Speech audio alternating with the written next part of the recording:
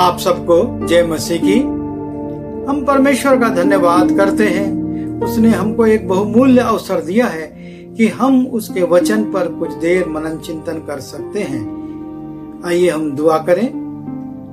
प्रभु जी, हम आपके चरणों पर अपने सिरों को झुकाते आपकी ओर अपनी दृष्टि लगाते हैं।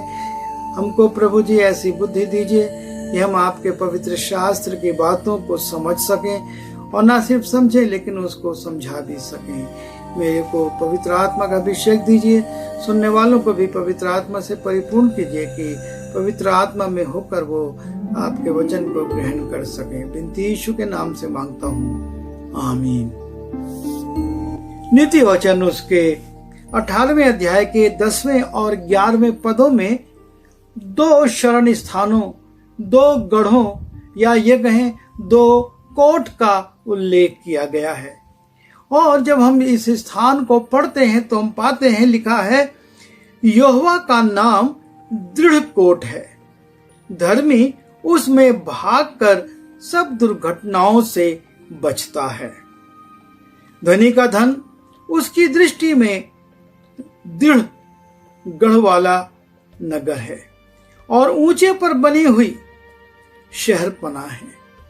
और इस प्रकार से हम देखते हैं संसार का सबसे बुद्धिमान राजा सुलेमान दो गढ़ों का, दो दृढ़ कोटों का उल्लेख करता है।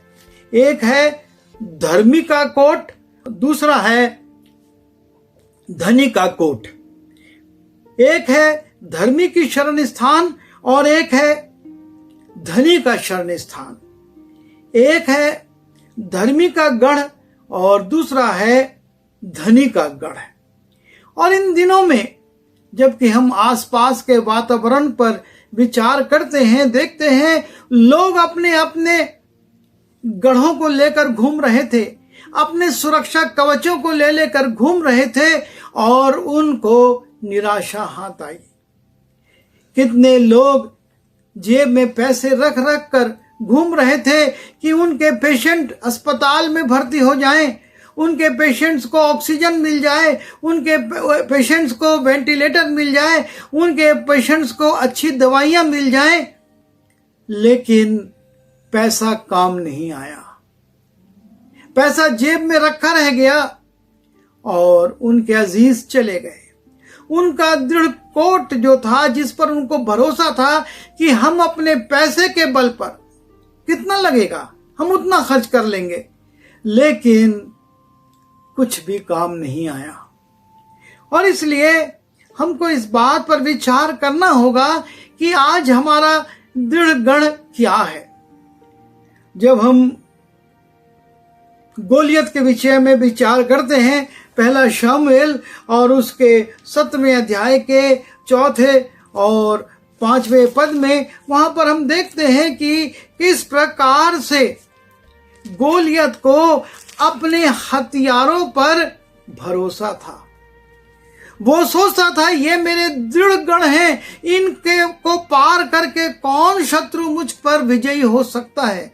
लिखा है 4 पद से, तब पलिश्तियों की छावनी में से एक वीर गोलियत नाम निकला, जो गत नगर का था और उसके डील की लंबाई 6 हाथ 1 बित्ता थी और उसके सिर पर पीतल का टोप था और वो एक पत्थर का झिलम पहने हुए था जिसका तौल 5000 शेकेल पीतल था। उसकी टांगों पर पीतल के कवच थे और उसके कंधों के बीच बरछी बंधी थी। उसके भाले की छड़ जुलाई के डोंगी के समान थी और उस भाले का फल 600 शेकेल लोहे का था और एक बड़ी ढाल लिए हुए एक जन उसके आगे आगे चलता था। पीतल का टोप था, पीतल की उसने पत्थर पहन रखे थे, पैर में भी कवच था, कंधे पर बरछियां बंधी हुई थी और वो एक बड़ी सी ढाल लेकर एक व्यक्ति उसके आगे आगे चलता था। और इस प्रकार से गोलियत का जो कवच था, जो सुरक्षा का बाड़ा था, वो बहुत मजबूत था और इसलिए वो खड़ा होकर इस्राएल की पांतियों को ललकारता था और कहता है तुम में से कोई आए और मेरा सामना करे। पर हम देखते हैं दाऊद को, और दाऊद उससे कहता है, दाऊद ने पलिश्ती से कहा, तू तो तलवार और भाला और सांग लिए हुए मेरे पास आता है, परंतु मैं सेनाओं के यहोवा के नाम से तेरे पास आता हूं।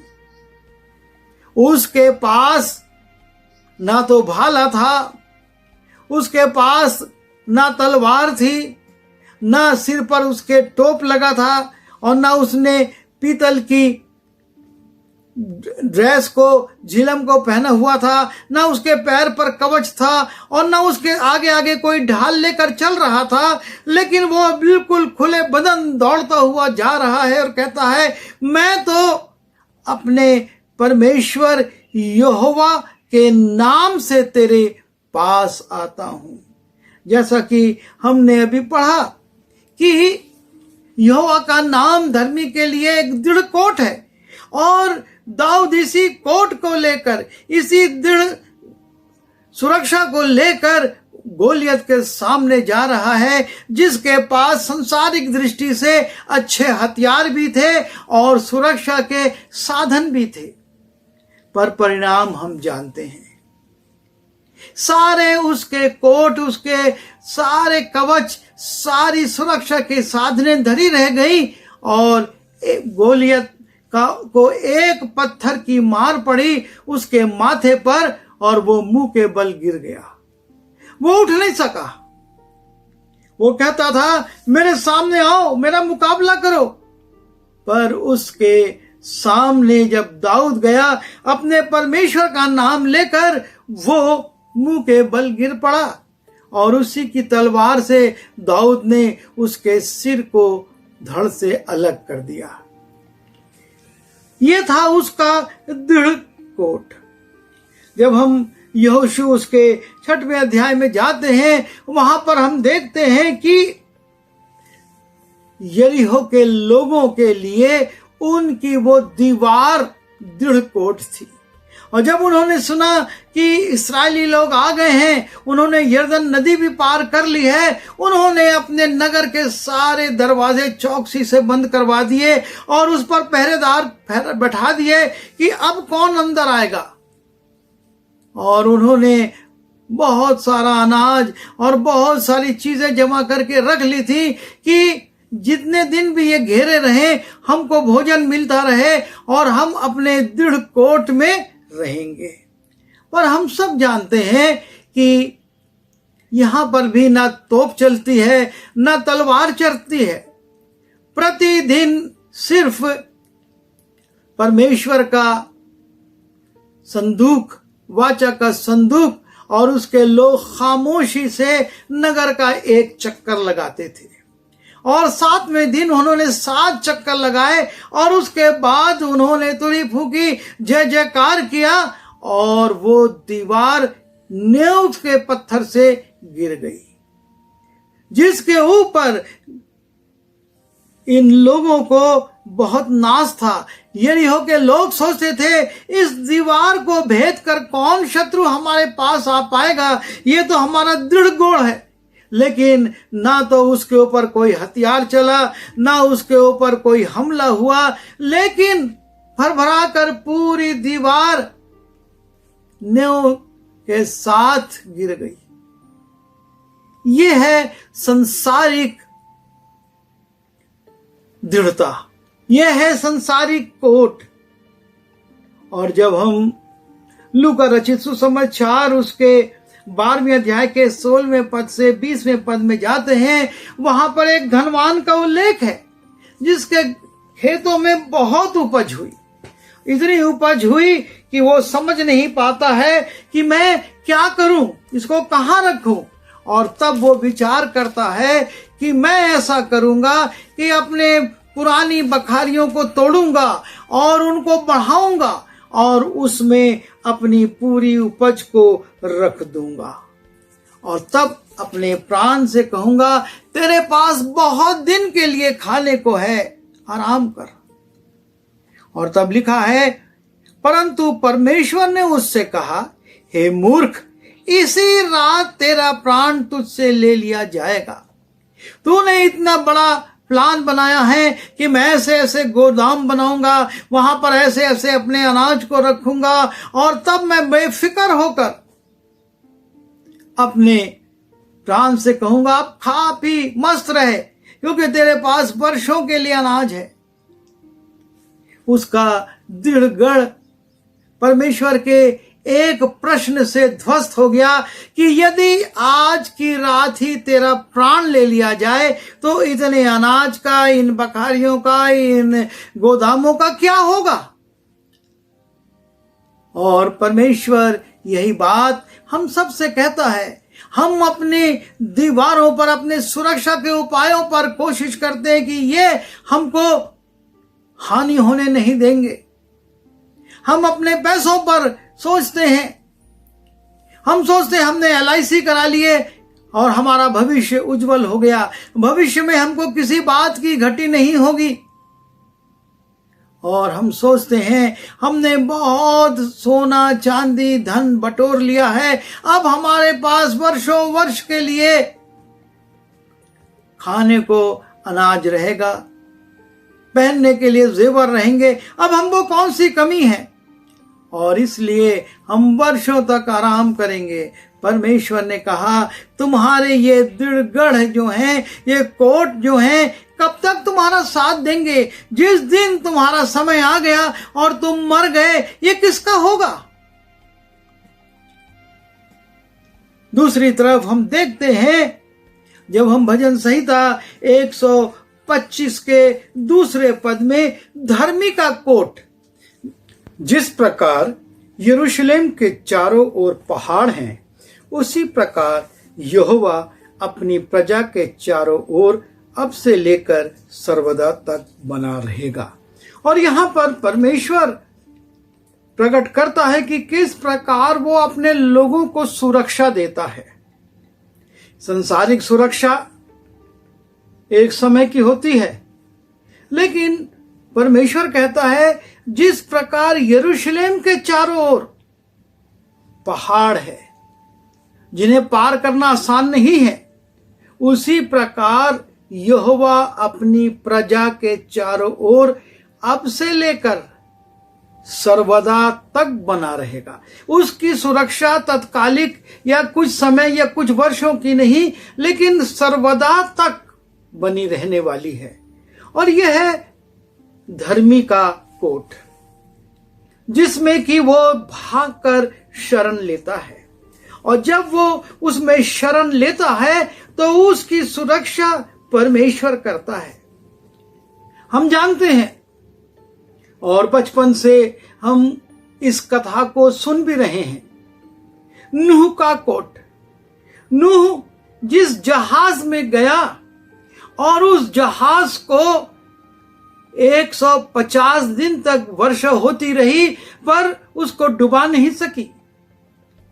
पता नहीं बाहर से कितने लोगों ने उस पर थपथपाया होगा, अपने औजारों से मारा होगा कि नूह हमको ले लो, हमको अंदर कर लो, हमको अंदर कर लो।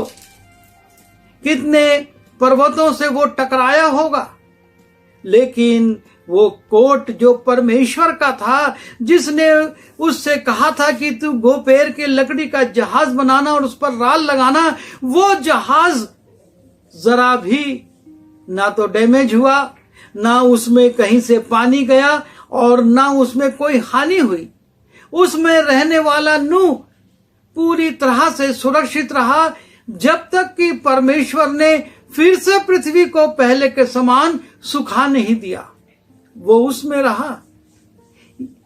जब वो उस कोट में चला गया, जब वो उस बाड़े में चला गया, जब वो उस सुरक्षा में चला गया, नूह का परिवार बच गया।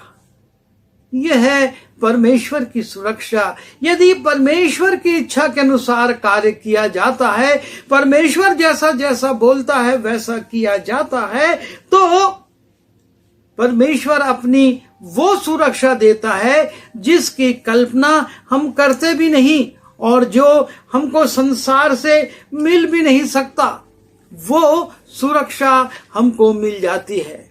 जब हम दूसरा राजा में जाते हैं और उसके 6वें अध्याय के 17वें पद को देखते हैं, वहां पर हम देखते हैं एलीशा का उल्लेख है जो कि एक पहाड़ के ऊपर है और शत्रु पक्ष के लोग आकर उस पूरे पहाड़ को घेर लेते हैं। और जब सुबह एलीशा का सेवक उठता है और देखता है तो भोर को परमेश्वर के भक्त का टहलुआ उठा और निकलकर क्या देखता है कि घोड़ों और रथों समेत एक दल नगर को घेरे हुए पड़ा है। और उसके सेवक ने उससे कहा, हाय मेरे स्वामी, हम क्या करें? वो घबरा जाता है। इस पहाड़ को, इस नगर को शत्रु की सेना ने पूरी तरह से घेर लिया है। अराम के राजा ने अपनी सेना को भेजा था कि जाओ और एलीशा को पकड़ कर ले आओ, क्योंकि वो मेरे सारे भेद इस्राएल के राजा को बता देता है और मैं हमेशा असफल हो जाता हूं।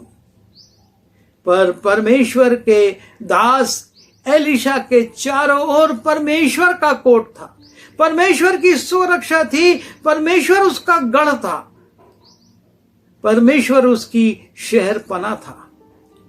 और इसलिए जब अरामी दल ने उस पूरे नगर को, उस पूरे पहाड़ को घेर लिया और सेवक घबरा जाता, अब हम क्या करें? प्रभु का सेवक एलीशा कहता है, उसने कहा, मत डर, क्योंकि जो हमारी ओर है वो उससे अधिक है जो उनकी ओर है। हमारी ओर जो है वो ज्यादा शक्तिशाली है, उसके पास ज्यादा सामर्थ है, उसकी ताकत बहुत ज्यादा है। और तब एलीशा ने प्रार्थना की, हे यहोवा, उसकी आंखें खोल दे कि वो देख सके। तब यहोवा ने सेवक की आंखें खोल दी और जब वो देख सका तब क्या देखा कि एलीशा के चारों ओर का पहाड़ अग्निमय रथों और घोड़ों से भरा हुआ है। जब तक वो देख नहीं सक रहा था, वो सोच रहा था कि एलीशा असुरक्षित है, अब एलीशा बहुत खतरे में पड़ गया है और अराम की पूरी सेना आकर हमको घेर चुकी है। लेकिन परमेश्वर ने दिखाया, मेरा कोट जो है, मेरी सुरक्षा जो है, मेरी शहरपना जो है, वो यरीहो के समान नहीं है कि गिर जाए। लेकिन वो देखता है कि एलीशा के चारों ओर का पहाड़ अग्निमय घोड़ों और रथों से भरा हुआ है। नीचे जो अरामी सेना है उसके पास तो साधारण रथ हैं, साधारण घोड़े हैं, लेकिन परमेश्वर की दास की सुरक्षा में जो घोड़े हैं और जो रथ हैं वो साधारण नहीं हैं, लेकिन वो अग्निमय हैं, अग्नि से भरे हुए हैं। और जब वो देखता है तो चकरा जाता है, परमेश्वर कैसे अपने लोगों की सुरक्षा करता है। यह है परमेश्वर का कोट, परमेश्वर की सुरक्षा, जो कि इस रीति से अपने लोगों के चारों ओर काम करती है। और इसीलिए याकूब उसके 4 अध्याय के 7वें पद में लिखा है, परमेश्वर की अधीनता में आओ और शैतान का सामना करो। आवश्यक है कि हम अपने सांसारिक कोट से, हम अपने सांसारिक शहरपना से, हम अपनी सांसारिक सुरक्षा से, अपने संसाधनों से, अपने धन से, अपने ज्ञान के कोट से अलग हों। ये सुरक्षा के साधन कुछ समय, कुछ घंटे, कुछ दिन, कुछ वर्ष हमको सुरक्षा दे सकते हैं, लेकिन उसके बाद ये असफल हो जाते हैं। सारे प्रयास असफल हो जाते हैं। लेकिन यदि हम परमेश्वर की अधीनता में आते हैं, परमेश्वर के कोर्ट में आते हैं, तो वो सर्वदा, जैसा कि उसने भजन 125 के 2 में कहा, सर्वदा सुरक्षा देता है, अग्नि में रथों और घोड़ों से सुरक्षा देता है, और वो हमको नूह के समान सुरक्षा देता है, जिस पर कितनी आंधियां पड़ी, कितने लहरें लगी, कितने पहाड़ों से वो टकराया, लेकिन वो जहाज नहीं डूबा, क्योंकि उसका कोट, उसका रक्षक परमेश्वर था। और इसलिए आवश्यक है कि हम अपने जीवन में विचार करें, परमेश्वर की अधीनता में आए और शैतान का सामना करें। तब लिखा है वो तुम्हारे सामने से भाग जाएगा, अर्थात उसकी योजनाएं फेल हो जाएंगी और उसको मैदान छोड़ना पड़ेगा। पर जरूरत इस बात की है कि हम इस बात पर विचार करें, हमारा सुरक्षा का साधन ये संसारिक है या हमारा प्रभु है। ये संसारिक धन है, ये संसारिक भवन है या प्रभु है। पिछले दिनों में एक तूफान आया और उस तूफान की जो फुटेज आई थी उसमें दिखाया कि कैसे एक 3 मंजिला भवन हवा के झोंकों में आकर पूरा का पूरा सड़क पर गिर गया। वो संसार की सुरक्षा दे रहा था, उसमें रहने वाले सोच रहे थे कि हम सुरक्षित हैं, लेकिन हवा ने उसको भी धराशाही कर दिया। हमको अपनी सुरक्षा परमेश्वर के हाथ में देनी है। जब हम परमेश्वर के हाथ में अपनी सुरक्षा को दे देते हैं, तब हम सर्वदा के लिए सुरक्षित हो जाते हैं, चाहे वो बीमारी हो, चाहे वो प्राकृतिक आपदाएं हो, और चाहे वो और दूसरे प्रकार के संकट हो, हमको सुरक्षा मिलती है। प्रभु हमारी सहायता करे कि हम अपने जीवन में जो ये 2 प्रकार के कोट सुलेमान राजा ने बताए हैं, जब हमने नीति वचन उसके 18वें अध्याय के 10वें और 11वें पद में देखा, उसमें उसने कहा है कि धर्मी जन का कोट परमेश्वर यहोवा का नाम है, वो उसमें जाकर सुरक्षा पाता, और जो धनी है वो सोचता है कि ये धन मेरी सुरक्षा है, लेकिन उसकी सुरक्षा असफल हो जाती है और वो बहुत जल्दी असुरक्षित हो जाता है और जान जाता है कि उसकी सुरक्षा सिर्फ तत्कालिक थी। प्रभु हमारी सहायता करे। आइए दुआ करें। प्रभु जी, हम एक बार फिर धन्यवाद देते हैं जीवित वचन के लिए। हम इन समयों में जबकि आंधी तूफान और बीमारियां महामारियां फैल रही हैं, अपना दृढ़ कोट आपको बनाएं, आप पर भरोसा रखें, आपकी शरण में आएं, आपकी आज्ञा के अनुसार काम करें, ताकि हम एलिशा के समान, हम योना के समान, हम नूह के समान सुरक्षा को प्राप्त कर सकें। आप हमारी सहायता कीजिए ताकि हम प्रभु यरीहो की दीवार पर भरोसा ना रखें और ना अपने धन पर, लेकिन आपकी अधीनता में आए और आपके नाम से, जैसे कि दाऊद ने कहा कि तू तो हथियार लेकर आता है, अपने संसारिक सुरक्षा को लेकर आता, पर मैं अपने परमेश्वर यहोवा के नाम को लेकर आता हूं। और दाऊद सुरक्षित रहा, विजयी हुआ और दुष्ट को लज्जित होना पड़ा। हमको भी ऐसा बल दीजिए, बिनती यीशु के नाम से मांगते हैं, आमीन। आइए हम आशीष ग्रहण करें। अब जो तुम्हें ठोकर खाने से बचा सकता है और अपने महिमा के सिंहासन के सामने निर्दोष और निष्कलंक करके खड़ा कर सकता है, उस अद्वैत परमेश्वर पिता का प्रेम, प्रभु यीशु मसीह का अनुग्रह और पवित्र आत्मा की सहभागिता इस वचन को सुनने वालों और जिन्होंने प्रभु यीशु को अपना कोट बनाया है, अपना सुरक्षा बनाया है, उनके साथ प्रभु यीशु मसीह के दूसरे आगमन तक बनी रहे। आमीन।